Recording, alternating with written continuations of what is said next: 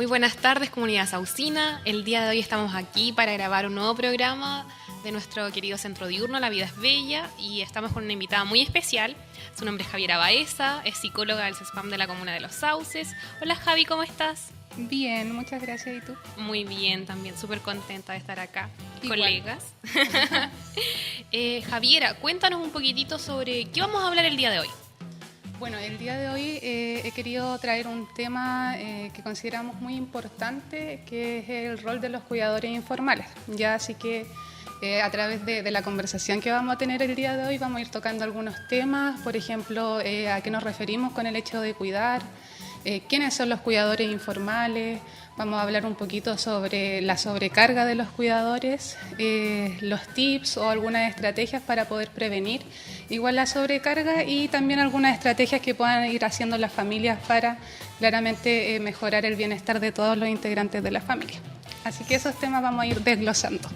Y es un tema súper importante porque en Chile, si mal no recuerdo, un 80% de los cuidadores son informales y en su mayoría son mujeres.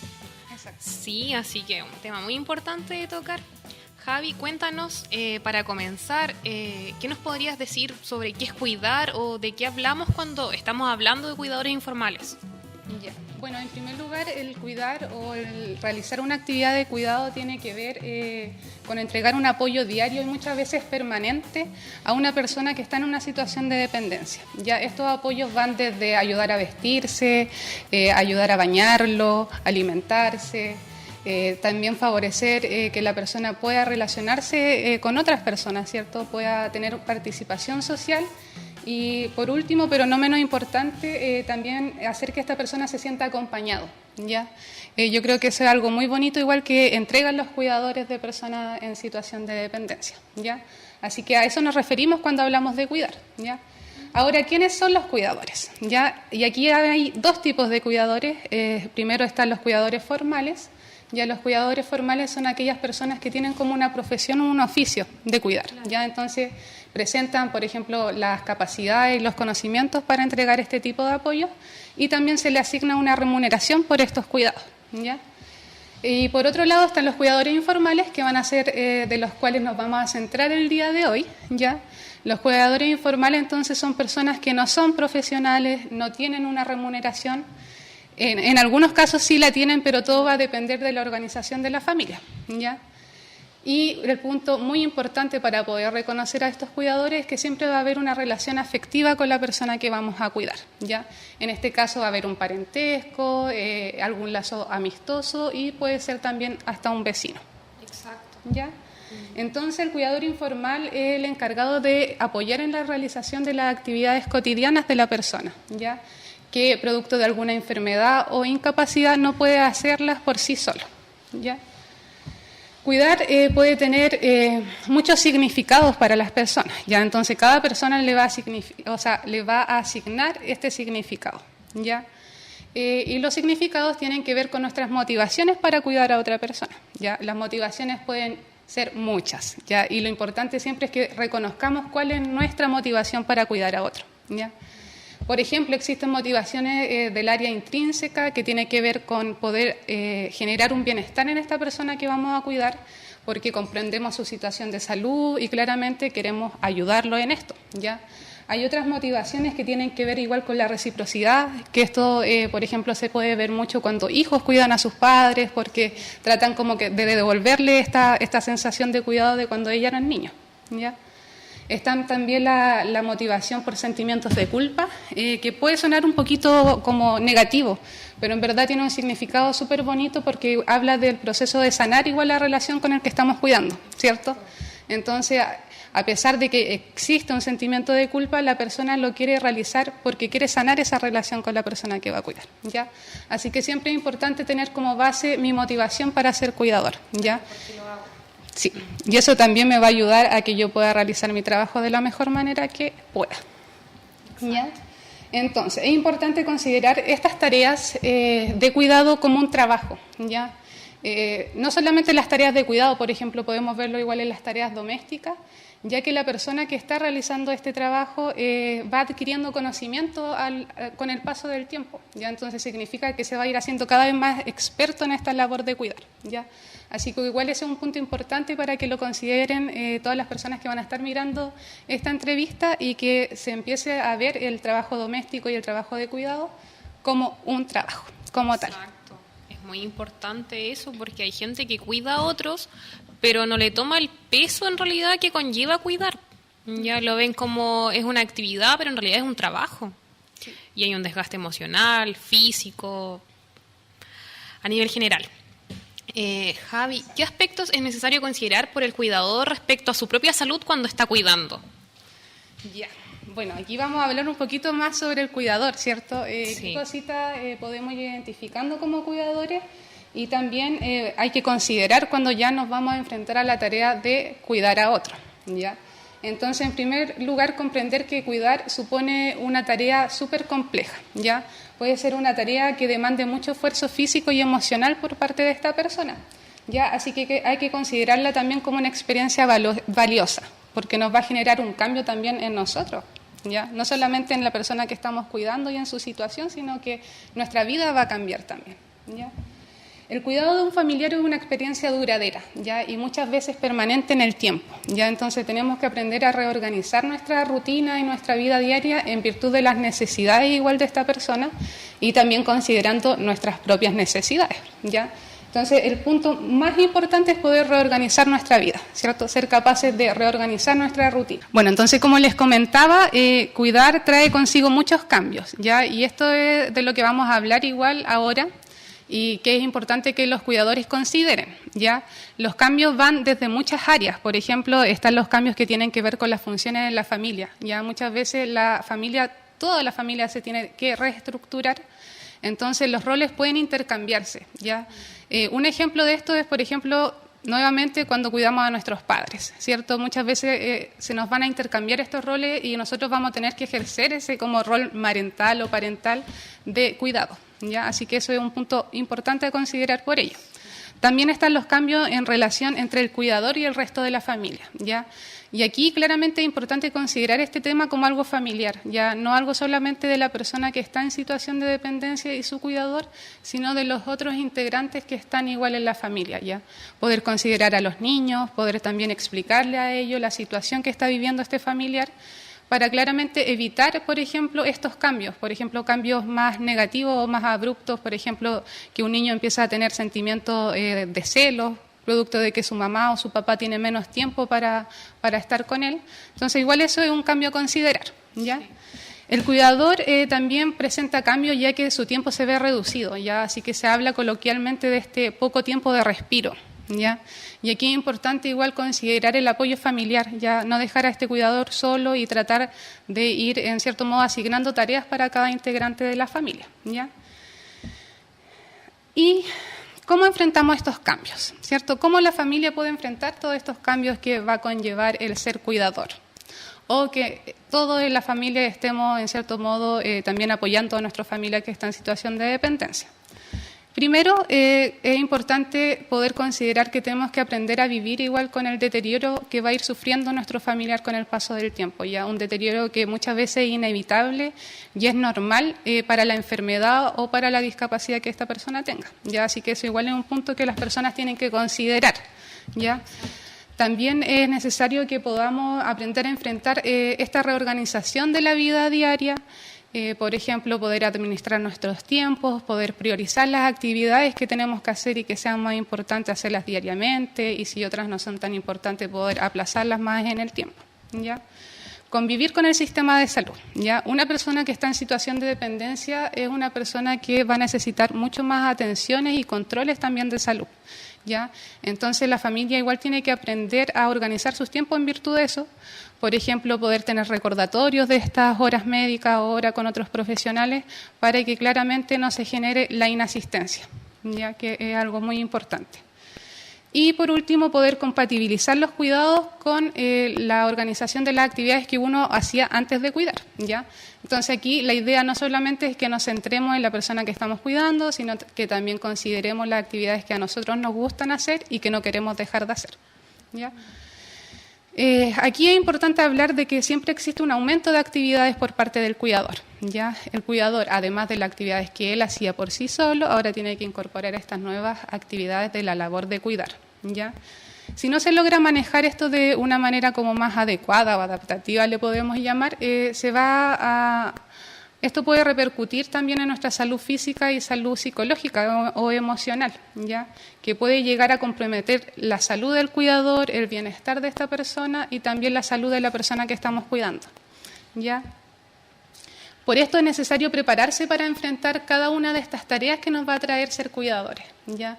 Y poder también ser responsable de en qué momento nosotros identificamos una situación de cansancio, de agotamiento, de fatiga, como le queramos llamar, porque el desgaste muchas veces nos conduce involuntariamente también a tener acciones negativas sobre el cuidado, ¿ya? Y podemos caer también en acciones de negligencia o de maltrato hacia esta persona que estamos cuidando.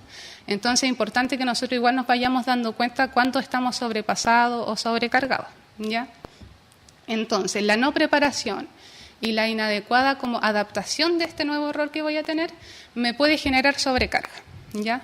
Y eso es algo importante también a considerar por el sistema de salud, por nuestra familia igual, para poder prevenirlo de alguna manera.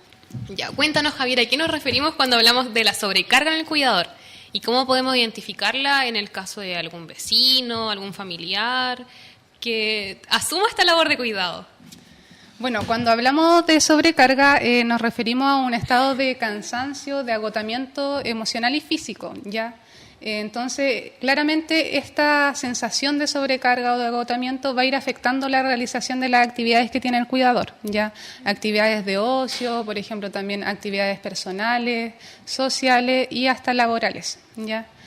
Entonces, la persona se ve afectada en todas sus áreas de relación, ¿ya? No solamente en la relación de cuidado con la persona que estamos cuidando, sino en todas las otras esferas, ¿ya? Y esto tiene que ver porque la persona dedica gran parte de su tiempo también a la labor de cuidar, ¿ya? Entonces eso hace que también nos vayamos despreocupando de nuestras propias labores, de nuestras propias necesidades, ¿ya? Entonces, ¿qué efectos tiene la sobrecarga en nosotros? ¿Ya? ¿Y qué cositas podemos ir identificando y nosotros haciendo también como una autoevaluación, ¿cierto? ¿Qué cositas nos van pasando que yo digo, esto se puede deber a una sobrecarga o puede que esté un poquito más agotado? Y eso lo pueden ir identificando todas las personas en sus casitas, ¿ya? Y también les va a ayudar para poder buscar ayuda en el momento adecuado, ¿ya? Los efectos, por ejemplo, en el ámbito físico. En el ámbito físico vamos a presentar mayor agotamiento por el exceso de actividades que estamos realizando, fatiga y cansancio asociado a pocas horas de sueño igual. Existe un esfuerzo físico mayor, ya que también tengo que ayudar a movilizar a la persona que está en dependencia, entonces eso significa que mi salud física igual tiene que estar compatible a estas tareas, ¿ya? Y por último, pero igual muy importante que tiene que ver con los efectos físicos, es que muchas veces se genera una descompensación de mis enfermedades crónicas, ¿ya?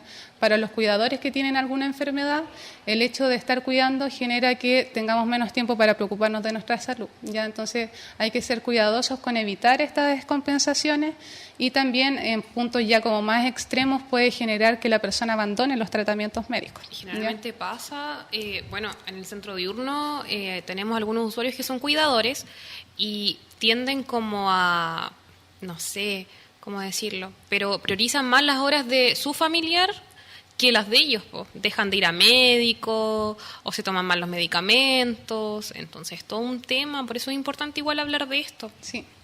Y también considerar que para cuidar a otra persona tenemos que cuidarnos primero a nosotros. Así Exacto. que todo esto apunta hacia eso, hacia no dejar nuestra salud de lado por el hecho de ser cuidadores, ¿ya?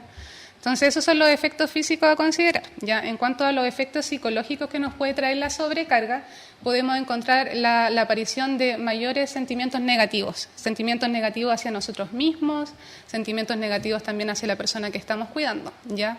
Que esto puede generar también mayor frecuencia de sintomatología, por ejemplo, depresiva y de trastornos ansiosos, ¿ya? En cuanto a los efectos en el área social, claramente se ve totalmente perjudicada lo que es la participación social del cuidador, ¿ya? Entonces hay menos tiempo para participar en actividades con amigos, en participar en actividades comunitarias y claramente vamos a empezar a aislarnos, ¿ya? En cuanto a los efectos económicos, principalmente se considera el tema de la economía en el hogar. ¿Ya? Cuando hay una persona en situación de dependencia en nuestro hogar, también tenemos que reajustar esta economía y la persona necesita mucho más atenciones, mucho más insumos, entonces eso genera mucho más gasto igual en las personas. ¿Ya? En muchos casos igual se puede generar que el cuidador tenga que abandonar sus labores, ¿cierto? Sí. Tenga que abandonar su trabajo para poder cuidar a esta persona. ¿Ya? Y eso se debe a que muchas veces tampoco contamos con los recursos para poder contratar a una persona por ciertas horas al día y nosotros poder cumplir con nuestro trabajo y después con los cuidados. ¿Ya? Así que esos son los efectos que tiene la sobrecarga en los cuidadores. ¿Ya?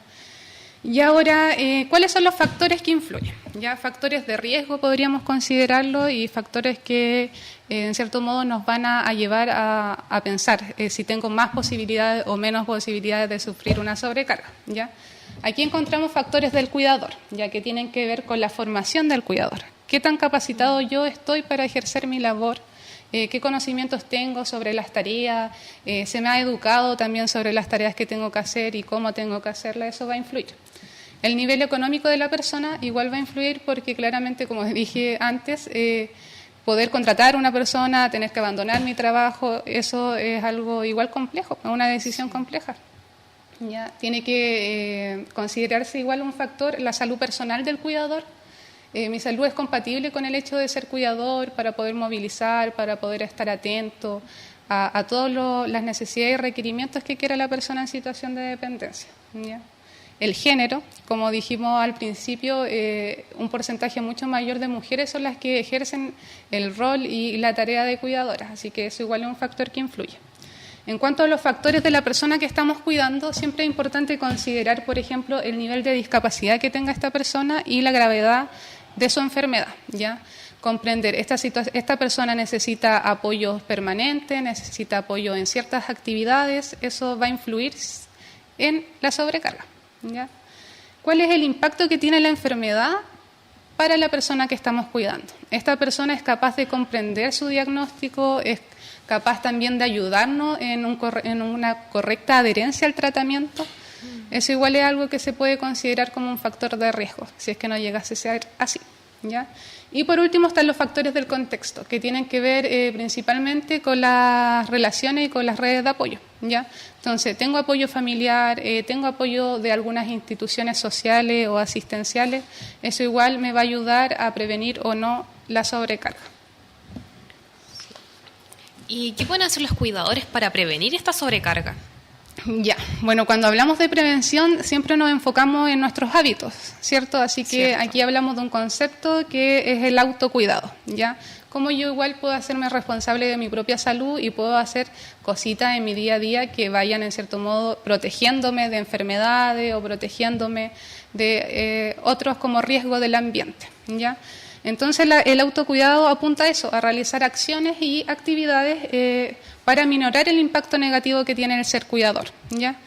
Y aquí, bueno, les voy a nombrar algunas estrategias que se recomiendan no solamente para los cuidadores, sino que para todas las personas, para todos nosotros, ¿ya? Sí. Que tiene que ver con los hábitos, por ejemplo, el poder realizar actividad física, el tener una alimentación balanceada, el tener una adecuada higiene del sueño, ¿ya?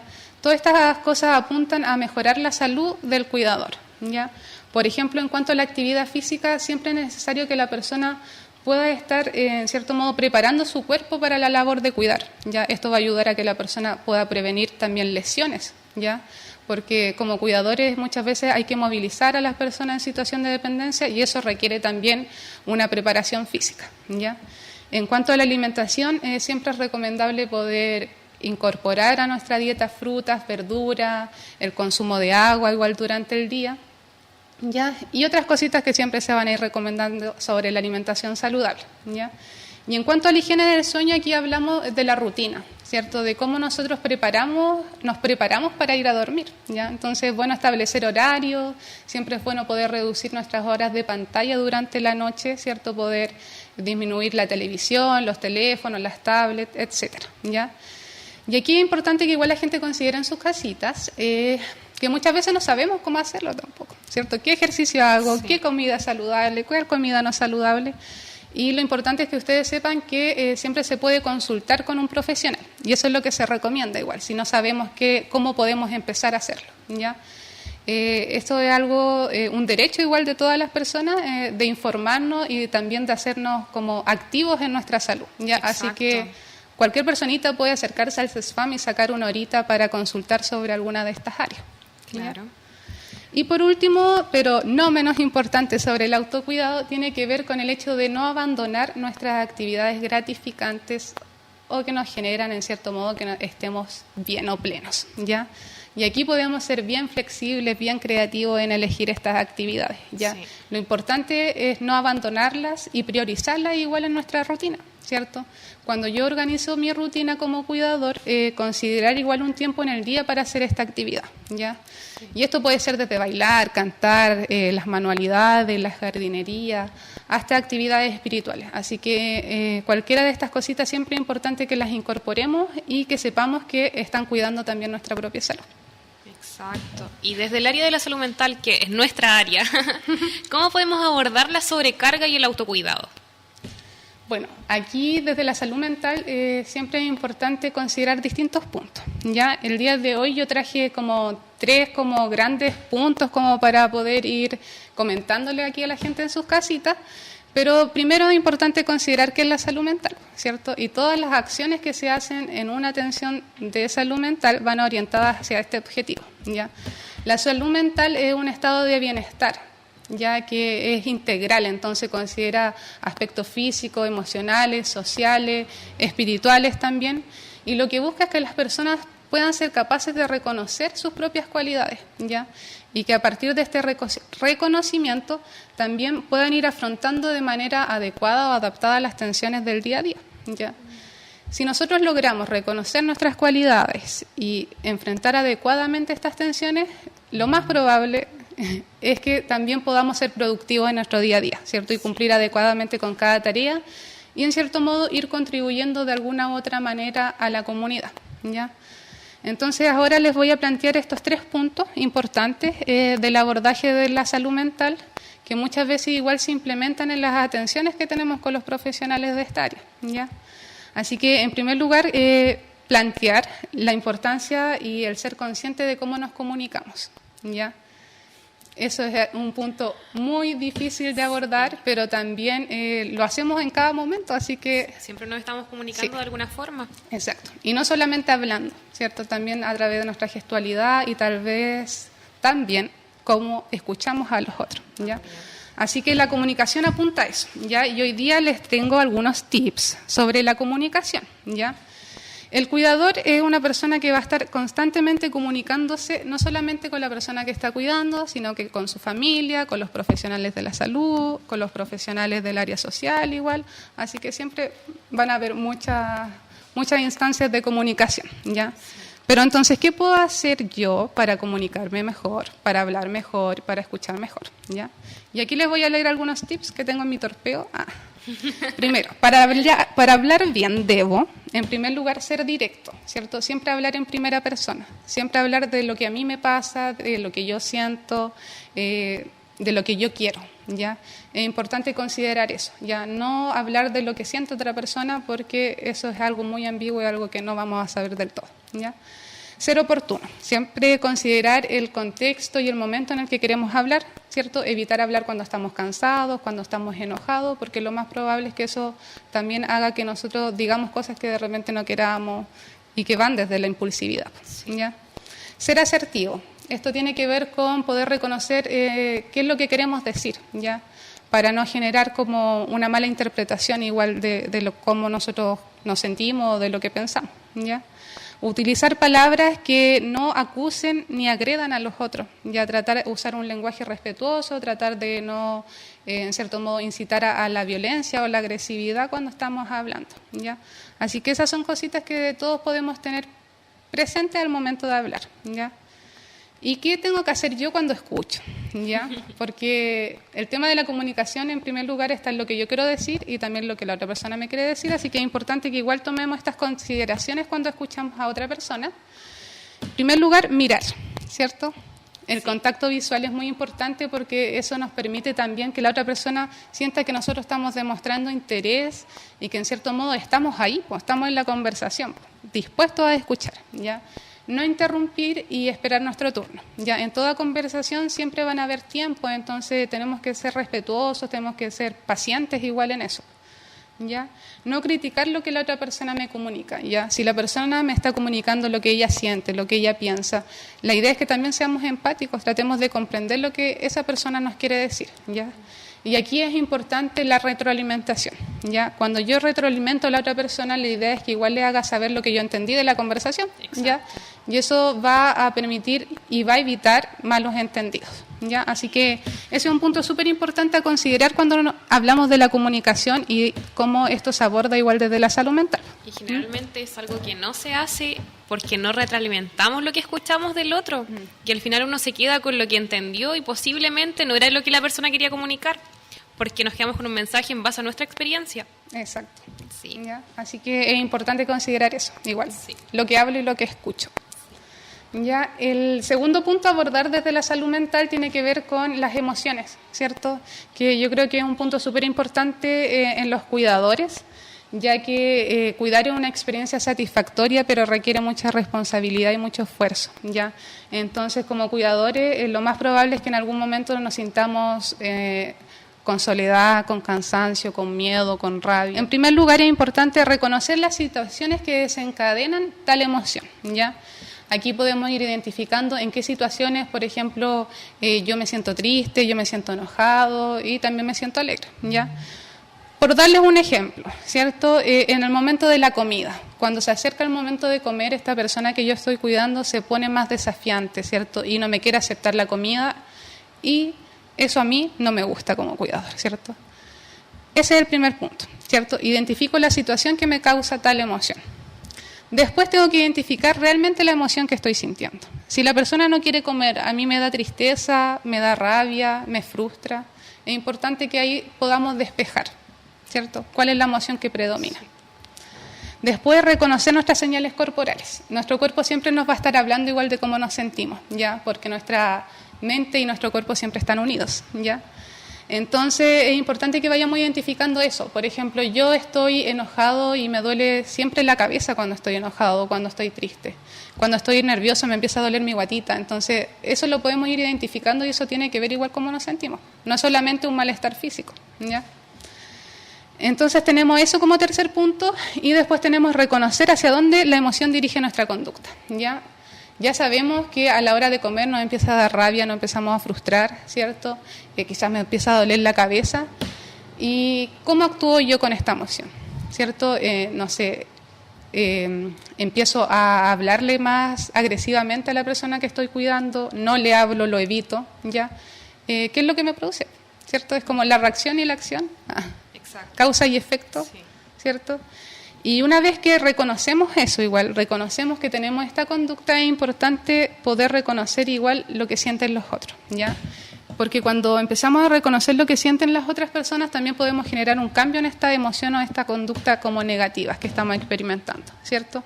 Y el empatizar siempre nos va a ayudar a relajarnos y a calmarnos, ¿ya? Entonces, si yo empiezo a empatizar con el sentir o con la situación de la persona que estoy cuidando, lo más probable es que después tome un respiro y yo igual intente calmar a esta persona, ¿cierto? Para que esta persona acceda a lo que yo quiero que es que coma, ¿ya?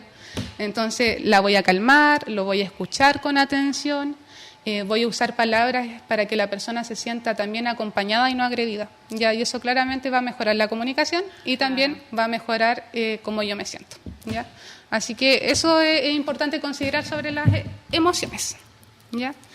Y por último está el tema de la administración de nuestro tiempo. Ya desde la salud mental y desde la salud ocupacional igual se puede abordar este tema, que tiene que ver cómo la persona organiza su tiempo y en cierto modo empieza a priorizar las actividades que tiene que hacer, las necesidades de la persona que cuido, mis propias necesidades y empezar ahí a planificar, ¿ya? Y ahí igual podemos implementar distintas estrategias que van desde poder hacer una planificación semanal, poder hacer un calendario de actividades. Y claramente para no perdernos, porque cuando somos cuidadores estamos preocupados no solamente de uno, sino de muchas personas. Y muchas veces pasa que igual, además de ser cuidadores, también somos padres, entonces también podemos tener hijos y tenemos que estar preocupados de ellos, ¿ya? Así que es importante organizarnos, ¿ya? Y bueno, esos son como los 3 puntos que en este caso quisimos considerar para hablar de la salud mental de los cuidadores y de la sobrecarga, y que también son puntos que un profesional igual nos puede ir ayudando, un profesional del área de la salud mental. Así que también nosotros podemos consultar y podemos solicitar una horita para recibir este tipo de orientaciones. Exacto. Y es muy importante poder reconocerlo para pedir ayuda. Exacto. ¿Y qué otras estrategias se pueden implementar en las familias para prevenir esta sobrecarga? Bueno, dejamos este punto para el final, ya, porque también dentro de las acciones que hace el cuidador, hay acciones que se pueden hacer en el ámbito familiar, ya. No porque se le asigne esta labor a una persona, solamente esa persona va a ser responsable de los cuidados. Bueno, aquí es cuando hablamos de la corresponsabilidad. Ya, la corresponsabilidad se asocia a poder compartir las responsabilidades de la labor de cuidar entre todos los integrantes de una familia. ¿Ya? El cuidar siempre va a generar un estado de alerta en el cuidador, un estado de alerta permanente. ¿Ya? Entonces eso puede desencadenar en un estrés crónico igual, ¿cierto? Y claramente esto es importante que la familia igual considere y trate de ayudar a este familiar que está pasando esta situación. ¿Ya? Entonces, este estrés y también este estado de alerta permanente puede generar que el cuidador tenga síntomas y dificultades. Por ejemplo, dificultades para dormir, desconcentración, bajo ánimo, angustia, soledad, enojo, y hasta retornar y poder llegar a también síntomas depresivos y de trastornos ansiosos, ¿ya? Que es la idea que se trate de evitar en todo momento, ¿ya? Entonces, ¿qué podemos hacer la familia también para ayudar al cuidador de una manera integral, ¿ya? Y aquí es importante que impliquemos a todos los familiares en esta responsabilidad, ¿ya? Entonces, ¿cómo lo puedo hacer yo como cuidador? ¿Cómo yo puedo empezar a implicar o empezar a incorporar a la otra familia, ¿ya? Y aquí podemos, por ejemplo, intentar primero hacer una lista, o por ejemplo, si tenemos buena memoria también lo podemos retener en nuestra cabecita, sí. Pero hacer un listado de las personas que consideremos que nos pueden ayudar, ya sean familiares, amigos o vecinos, ¿cierto? Primero eso, después considerar qué tipo de ayuda yo necesito. ¿Necesito una ayuda respecto al tiempo? ¿Necesito irme turnando en el cuidado de la persona? ¿O necesito solamente ayuda para la compra de insumos, para la compra de alimentación? ¿Necesito ayuda solamente para el traslado, para la asistencia a los centros de salud? Lo importante igual es reconocer eso, ¿ya? ¿Quiénes me pueden ayudar y cómo quiero que me ayuden? ¿Ya? Después de eso hay que considerar siempre que la familia está para ayudar, ¿ya? Así que siempre hay que tratar de ser flexible y consensuar los horarios según claramente las actividades de cada persona, ¿ya? Entonces, el cuidador tiene una labor igual muy importante, que es enseñar a las otras personas cómo tienen que realizar los cuidados, ¿ya? Y aquí es importante saber que yo igual tengo que compartir mi conocimiento y lo que yo he ido aprendiendo como cuidador, ¿ya? Las personas nos van... muchas veces ponen la excusa de que yo no sé cómo hacer este cuidado, yo no sé cómo hacer un cambio de pañales, yo no sé cómo tengo que mover a mi familiar. Entonces, responsabilidad igual del cuidador y que él entregue esos conocimientos, ¿ya? No porque él haya aprendido solito, la otra persona igual tiene que aprender solito. La idea es que igual facilitemos para que todos estos cambios sean rápidos, ¿ya? Entonces, compartamos ese conocimiento, ¿ya? Eso es algo importante para considerar de la corresponsabilidad y que es un tema que igual se puede abordar desde el área de la salud mental con algunos de los profesionales, ¿ya? Sí, bueno, súper interesante. Ya llegamos a la última pregunta del programa y estamos orientada como a tu trabajo dentro del CESFAM, de esta red de salud. ¿Ya? ¿Cómo se aborda esto desde el programa de salud mental de nuestra comuna? Bueno, dentro de las prestaciones que hay en el programa de salud mental está la posibilidad de que todas las personas de aquí de nuestra comuna, que en este caso los cuidadores, puedan solicitar también una horita de consulta psicológica o una consulta social, ¿ya? Para ir resolviendo todos estos puntos que vimos hoy día, ¿ya? Hoy día hablamos muchas cosas, recibimos mucha información y lo más probable es que se nos vayan olvidando ciertas cositas, así que siempre podemos recurrir y pedir esta orientación a través de estas consultas, ¿ya? También está la posibilidad de realizar una evaluación de la sintomatología de los cuidadores a través de un equipo interdisciplinario, por ejemplo, conformado por un médico de salud mental, un psicólogo y un trabajador social, ¿ya? Que van a tratar, en cierto modo, de poder evaluar la situación del cuidador, ¿ya? Y también están las consejerías de salud. ¿Ya? Las consejerías de salud pueden ir implementadas tanto en las evaluaciones como en las consultas. ¿Ya? Las consejerías de salud siempre van a apuntar a que las personas reciban conocimiento y reciban información sobre cómo cuidar su propia salud. ¿Ya? Así que esas son las prestaciones que están dentro del CESFAM. ¿Ya? ¿Y cómo lo hago? ¿Cómo llego al programa de salud mental? ¿Ya? Nosotros funcionamos a través de un sistema de derivación, ¿ya? Esa es una de las posibilidades, de que otro profesional del CESFAM haga una interconsulta solicitando la atención del cuidador, ¿ya? Y también puede ser a través de una consulta espontánea, ¿ya? Que surja del cuidador. Como les dije anteriormente, igual nosotros tenemos que ir autoevaluándonos, ¿cierto? Y descubrir, no sé, hace una semana he comenzado a sentirme más agotado, he empezado a estar más irritable o también más sensible, y eso no es normal en mí. ¿Ya? Entonces podemos ir igual nosotros evaluándonos y solicitar espontáneamente estas consultas en el Centro de Salud Familiar, en el programa de salud mental. ¿Ya? Así que igual les vamos a dejar el número, aquí los chicos del Canal 8 lo van a estar poniendo en la pantalla.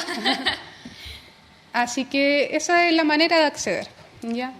En todas estas prestaciones, la idea siempre es poder ir abordando algunos aspectos del cuidador, ¿ya? Entonces, lo más probable es que los controles que vaya teniendo la persona, vamos a ir viendo los aspectos de cómo organizar nuestra rutina, de cómo ir incorporando a otros integrantes de la familia. Muchas veces también podemos ir haciendo mediaciones familiares, ¿cierto?, para hablar con otros integrantes y responsabilizarlos también en los cuidados de la persona en situación de dependencia, ¿ya? Y por último, poder entregar un tratamiento y un acompañamiento psicológico a los cuidadores. Así que eso sería como desde el área de aquí del CESFAM. Y para finalizar, ¿algún mensaje que quieras entregar a la comunidad el día de hoy? Para finalizar, sí me gustaría poder plantear un tema súper importante que en verdad quiero visibilizar, ya que tiene que ver con la cultura igual de nuestro país. Ya hace poquitos días se conmemoró el Día Internacional de la Mujer, ¿ya? Entonces, respecto a este tema de los cuidadores, no es extraño que el 80% de los cuidadores sean mujeres, ¿ya? Yo creo que esto tiene que ver igual con un tema de los estereotipos y de los roles que se nos ha asignado social e históricamente a las mujeres solamente por el hecho de ser mujeres, ¿ya? Entonces, a las mujeres se les asigna este rol de cuidadora, este rol más emocional, ¿cierto?, más de contención, y eso genera claramente que este número sea mucho más grande en las mujeres actualmente, ¿ya? Y mi invitación es que todos en nuestra casita y día a día podemos ir trabajando para romper y para ir, en cierto modo, esquivando estos paradigmas antiguos igual, ¿ya? Considerar que mujeres y hombres tenemos las mismas capacidades y también es responsabilidad de nosotros poder ir incorporando a los hombres en las tareas domésticas y de cuidado, ¿ya? Así que con ese mensaje me quiero despedir. Y espero que esta información les sirva, y como les comenté, en cualquier momento ustedes también pueden solicitar su atención en el Centro de Salud Familiar, ¿ya? Muchas gracias, Javiera, por esta interesante entrevista, por la información y por ese mensaje tan importante. Nos vemos en otra oportunidad, que estén muy bien en sus casas. Hasta luego.